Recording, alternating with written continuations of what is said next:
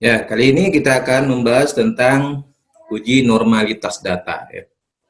Jadi uji normalitas data ini penting dalam penelitian karena ketika kita akan melakukan penelitian distribusi data yang normal, maka kita akan gunakan cara yang normal pula. Ya. Untuk menentukan normalitas data, maka caranya adalah kita harus mengetahui data itu sendiri, ya. Jadi distribusi data normal dan tidak normal. Yang pertama dilihat dari grafik histogram, dan histogramnya ada grafiknya, bentuknya.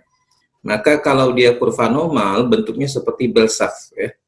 Ya, distribusinya normal, ya. Jadi seperti bell, bentuk lonceng, ya. Kemudian menggunakan nilai skewness dan standar error. Jadi cara menghitungnya bila nilai skewness dibagi standar error menghasilkan angka kurang dari 2 atau sama dengan 2, maka distribusinya normal, ya. Kemudian yang ketiga adalah uji Kolmogorov-Smirnov. Bila hasil uji tidak signifikan, yaitu di mana V value lebih besar dari 0,5, maka distribusinya normal, ya. Jadi bila hasil ujinya tidak signifikan, maka V value-nya itu lebih besar dari 0,05. Kemudian langkah-langkahnya, ya. Langkah-langkah yang harus kita lakukan dalam pengujian uji normalitas data ini atau distribusi normalitas data. Yang pertama, kita aktifkan data susu Ceph, ya. Kemudian nanti saya praktikkan, ya. Kemudian pilih analyze, kemudian pilih deskriptif statistik, kemudian pilih frekuensi terlihat pada kotak frekuensi nanti. Kemudian sorot variabel yang akan dianalisis, variabel-variabelnya. Kemudian klik tombol option atau statistik. Pilih ukuran yang Anda minta, misalnya mean, median, standar deviasi, kemudian minimum, maksimum, dan SE-nya, ya. Kemudian klik continue. Kemudian klik tombol option chart, lalu muncul menu baru, yaitu klik histogram, lalu klik with normal curve, kemudian klik continue, klik OK, dan pada layar terlihat distribusi frekuensi disertai ukuran statistik yang diminta, dan di bawahnya dan grafik histogram beserta kurva normalnya. Datanya, maka langkah-langkahnya adalah analyze, kemudian deskriptif,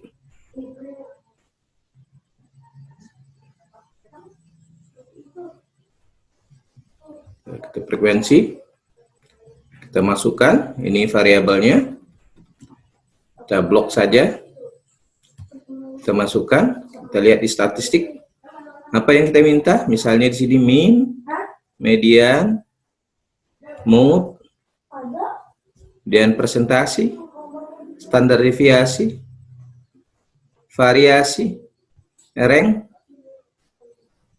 minimum, maksimum, SE min-nya, kemudian sweep test-nya. Dan baru kita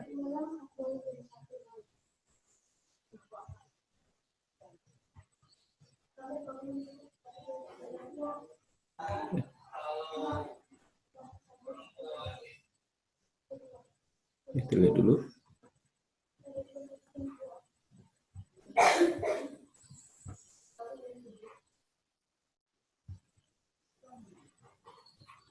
Ya, statistiknya, ya. Median, modenya, standar deviasi, varian, rank, median, maksimum, minimum, sweetness. Baru kita klik. Kemudian kita pilih chartnya.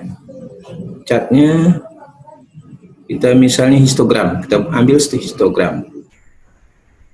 Kemudian kita continue, klik OK, kita lihat hasilnya.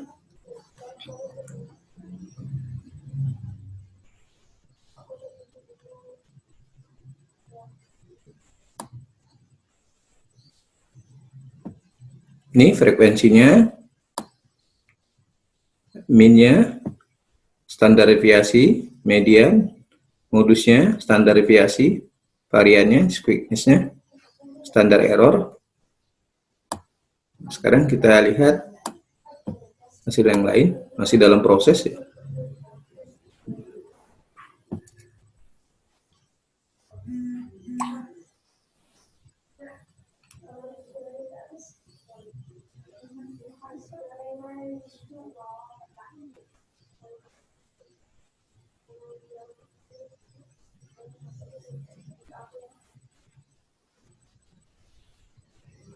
Sekarang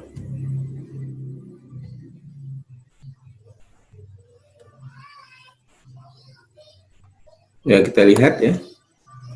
Nah, tadi ada 3 hal yang harus kita lihat.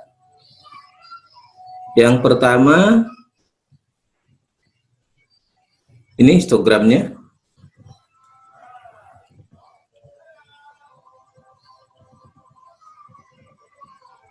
Ini tidak bisa kita lihat histogramnya. Kemudian yang kedua yang harus kita lihat adalah grafiknya, tidak bisa kita lihat ya. Karena seperti ini kan. Jadi normal atau tidaknya data tidak bisa dilihat. Harusnya dia bentuknya seperti ini. Ah, begini ya. Begini. Dan ini satu saja ya. Satu saja. Ini tidak bisa kita lihat. Sekarang kita lihat pada nilai quickness-nya. Nah, nilai quickness ini yaitu di mana nilai quickness dibagi standar error. Lebih kecil daripada 2 ya. Kurang daripada 2. Sekarang kita lihat di standar errornya.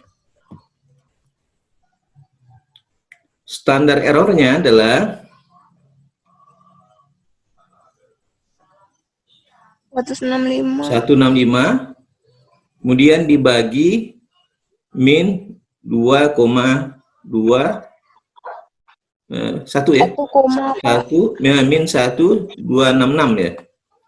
Nah, jadi ini dibagi ini, kalau dia misalnya hasilnya kurang dari 2, maka distribusinya normal ya. Jadi ini bagi ini. Jadi nilai quickness dibagi standar error. Jadi ini min 1,2866 dibagi 0,16. Nah, ini kan kurang dari 0, maka ini termasuk dalam kategori normal distribusinya ya. Nah, demikian juga yang ini. Jadi standar error quickness dibagi standar error ya. Nah, jadi kita hitung quickness dibagi standar error. Nah, ini demikian juga rata-rata normal ya. Nah, kecuali ini sikap ya. Sikap yang tidak normal. Nah, ini normal, ini normal. Jadi ini yang tidak normal ya.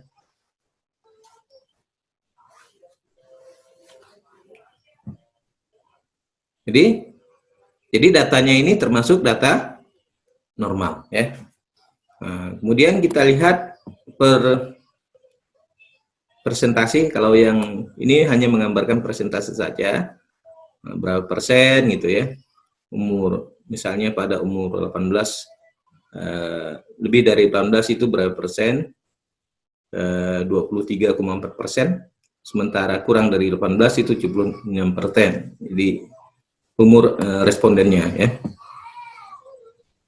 Demikian juga untuk pendidikan ya. Lebih dari SD itu sebanyak 59,2%, kurang dari SD 40,8% pendidikannya. Yang tidak merokok ya 17,4%, yang perokok 82,6%. Nah, ini ya. Jadi kalau ini hanya menggambarkan presentasi. Kemudian Ini histogramnya. Ya. Itu cara untuk menentukan normalitas data. Jadi data ini normal, kecuali yang kita lihat adalah pada sikap ya, berdasarkan pada squeakiness dan standar error ya. Silakan, mungkin ada yang mau ditanyakan? Pak, saya Pak. Nah ya, silakan. Kalau masukin data ke SPSS kan dari Excel ke SPSS, tapi datanya error.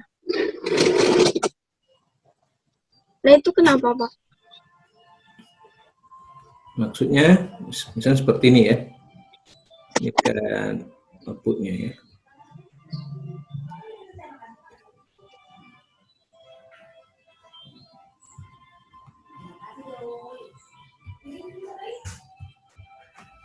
Yang errornya di mana errornya?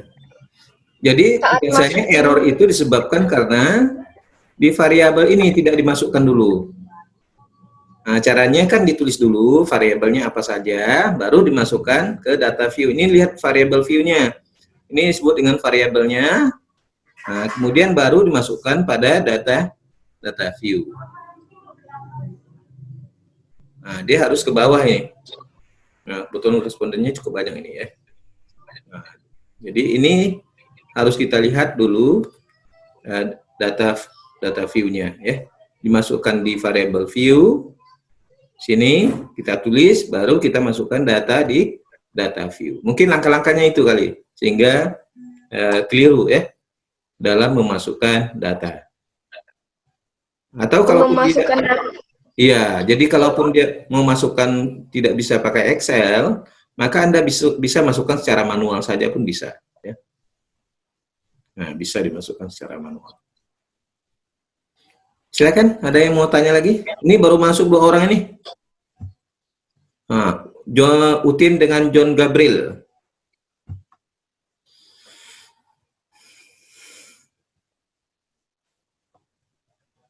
Silakan, ada yang lain lagi mau tanya?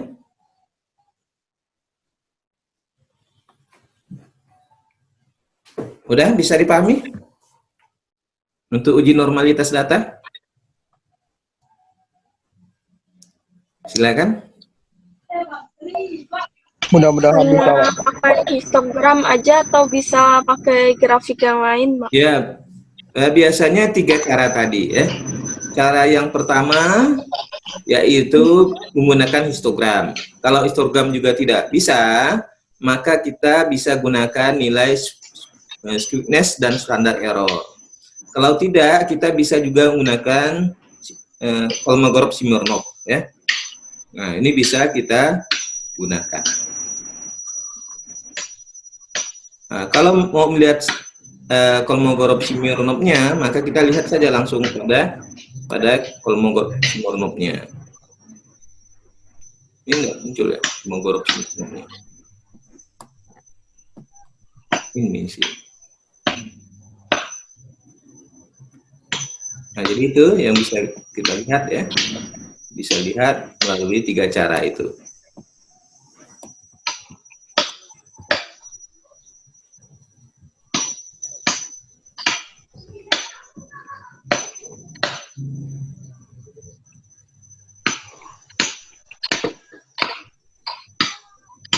Silakan, ada yang lain?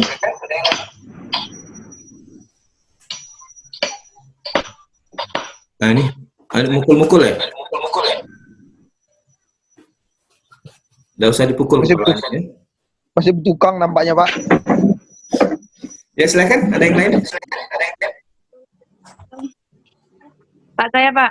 Nah, ya. Saya ingin bertanya Pak, kalau misalnya datanya tidak normal tuh karakteristiknya gimana Pak? Ya, tadi kalau misalnya dia tidak normal, maka data itu tadi kurvanya tidak berbentuk bell shape ya. Nah, kemudian kita gunakan standar errornya, maka dia tidak kurang dari dan sama dengan 2. Jadi kalau dia lebih dari 2, maka data itu tidak normal. Nah, jadi datanya tidak normal, maka ya kita ubah datanya. Nanti saya ajarkan bagaimana membuat data jadi normal pada materi berikutnya.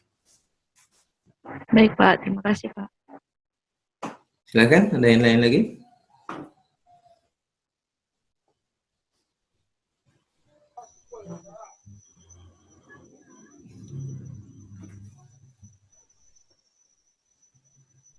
Silakan. Kalau tidak ada, kita akhiri saja pertemuan kita. Kita absen dulu, ya.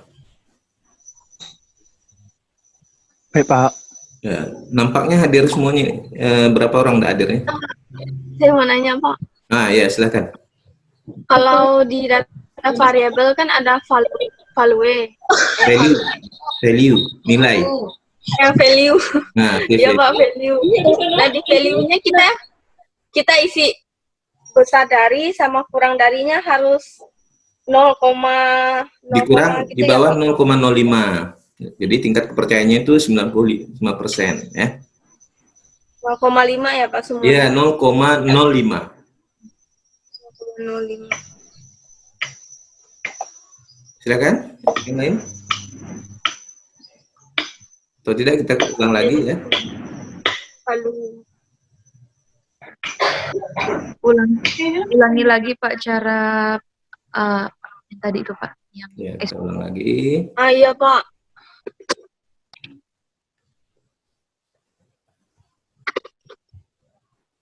Langkah-langkahnya.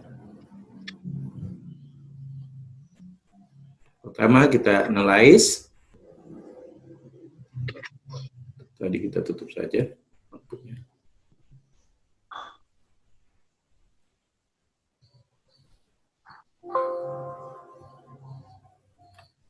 Analyze, deskriptif, frekuensi. Tadi ini kan di sini posisinya kita blok dulu. Ya, kita masukkan lagi, boleh satu-satu, kan gini satu-satu, atau ya sekaligus, ya. Kita blok. Kemudian statistiknya kita lihat, yang ini kita ketahui adalah ini tidak muncul, ya. Ini padahal udah kita masukkan kuartilnya, ini kurtosisnya, kuartil. Kita oke kan, ya. Kita lihat chartnya, kita buat ini yang paling mudah sebenarnya dengan with normal curve. Jadi kita oke kan, kita lihat hasilnya, ya.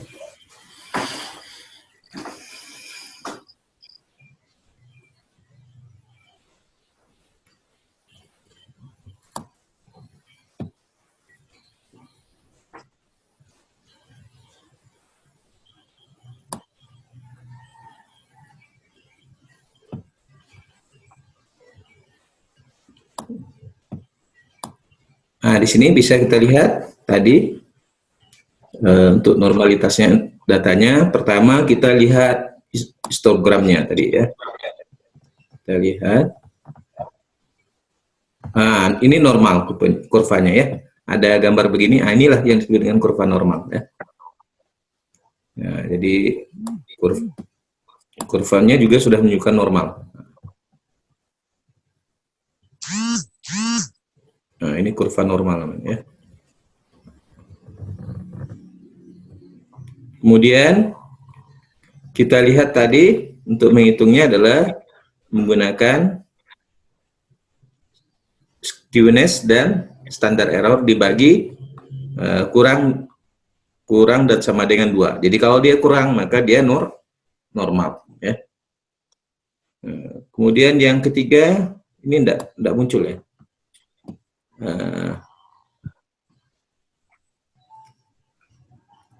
Kolmogorov-Smirnovnya, ya, tidak muncul.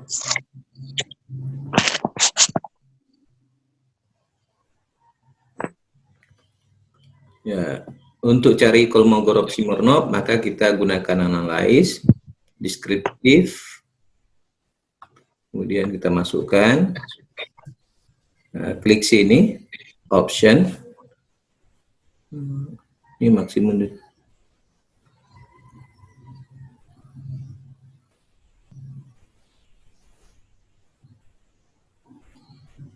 Juga tidak ada.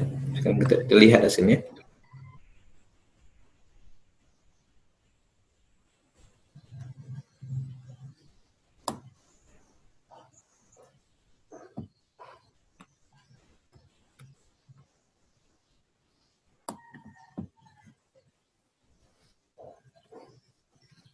Ini tidak kelihatan ya. Kalau mau Kolmogorov Smirnovnya.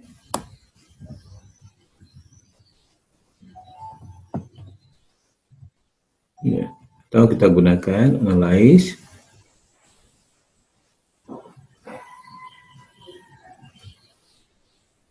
Tadi format.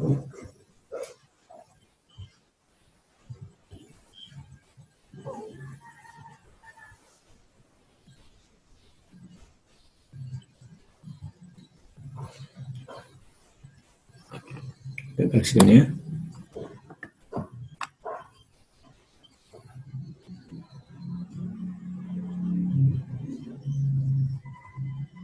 Kelihatan hasilnya.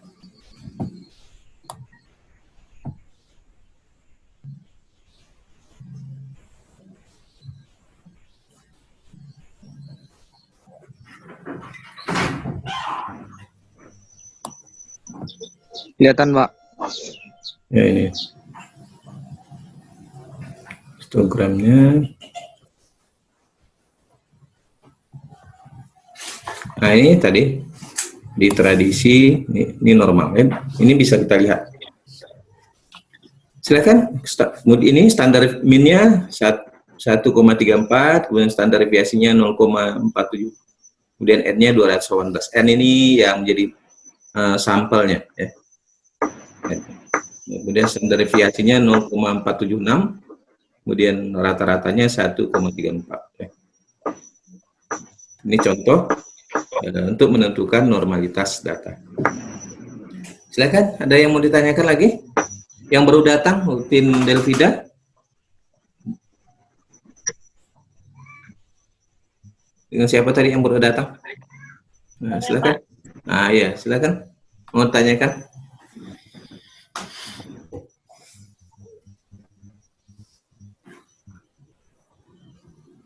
...26 orang, 1 orang tidak datang ya?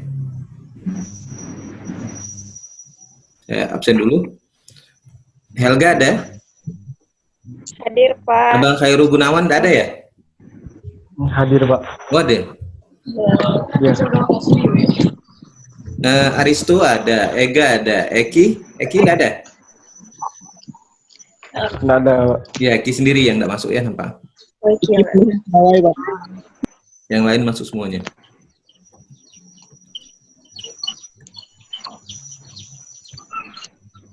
Ya, silakan. Ada yang ditanyakan? Ya, kalau tidak ada. Tadi Bapak bilang data Kolmogorov itu data apa ya?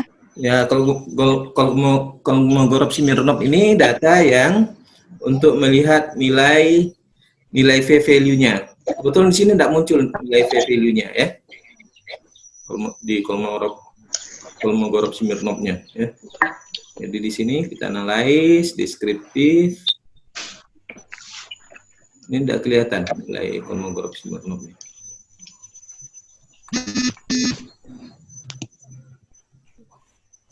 Ada nilai biasanya dia langsung ada hasil berupa V-value ya.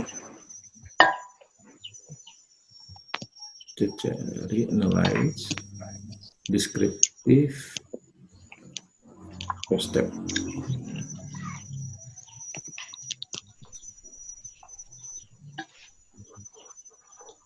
Oh, ini kalau kita nanti analisis. Nah, ini untuk di variat nanti kita lakukan analisis seperti ini.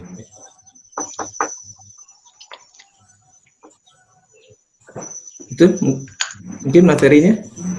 Jadi Kolmogorov Smirnov ini hasilnya berupa V-value-nya apakah dia di atas di atas atau di bawah 0,05. Tapi kalau ini sudah kita gambarkan seperti ini, sebenarnya data sudah normal. Ya, karena di sini tidak muncul kolmogorov simiotropnya ya.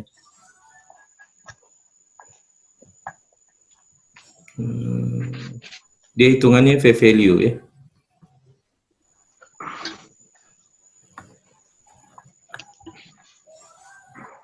Keluarga. Silakan. Apa nih? Ya,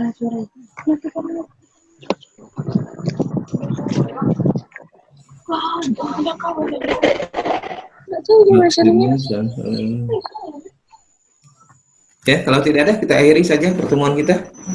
Ya, terima kasih ya atas perhatiannya. Selamat pagi. Assalamualaikum. Absennya nggak berlanjut. Absennya sudah tadi? Udah satu orang saja yang tidak masuk ya. Ya kan tentang Eki nggak masuk. Ya Pak. Eki Sahrudin saja. Ya. Ya. Terima kasih. Pak. Yang lain masuk semuanya kan? Nah, nanti saya Eki baru masuk ini. Aduh. Anak badan tuh Pak. Ya, kasihan masukkanlah ya. Bangun tidur deh. Terus mandi Pak. Ya. Terima kasih ya. Assalamualaikum warahmatullahi wabarakatuh. Selamat pagi ya. Pagi Pak. Waalaikumsalam.